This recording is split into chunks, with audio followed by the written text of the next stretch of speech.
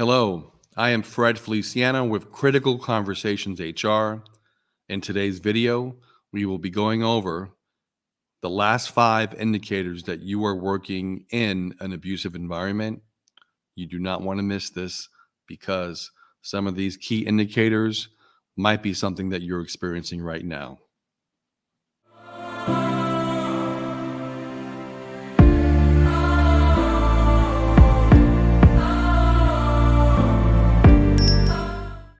Okay, so we're up to number 6.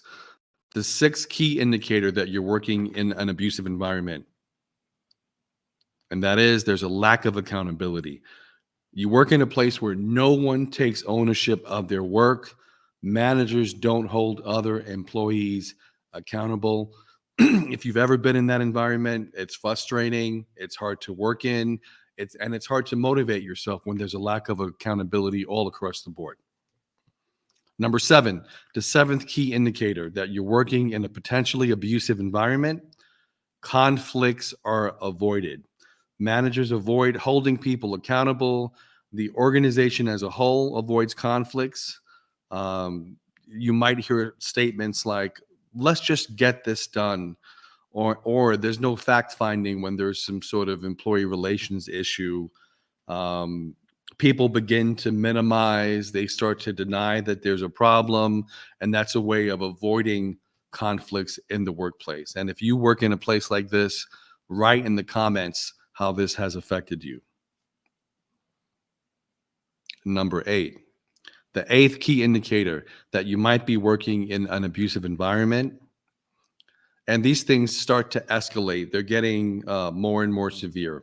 But the 8th one is, so you become the problem and you become targeted. People start seeing you as you're someone that's not a cultural fit with the organization, that you're a rabble rouser. And you know what? To some extent, that might be good because this may not be a culture you want to quote unquote fit in. So the eighth key indicator is that you become the problem and you begin to be targeted.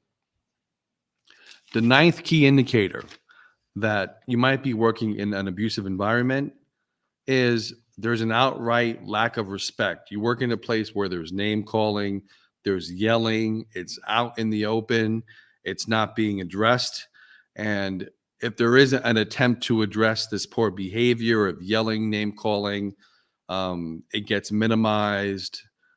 You're exaggerating, and they begin to make excuses for the person that's doing this behavior. This is called an abusive relationship when this occurs. Number 10, the 10th and last key indicator that you might be working in an abusive environment is that people are being terminated without being given an opportunity to change or correct their behavior.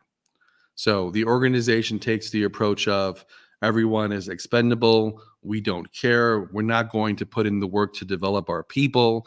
So when things go wrong, they're very quick to terminate someone, which does not have a great effect on the organization, on culture, on morale. So you've heard the 10 key indicators of working in an abusive environment. If I've missed one, feel free to type that in the comments. And if you've worked in a place where you've been terminated, send me an email. I would love to hear from you, and we would love to potentially share your story. If you're an HR person who's terminated someone and that termination did not go well, whether it was your fault or the fault of the employee, feel free to send me a message as well. I would love to hear your story and have you on a live stream. Take care. Be safe.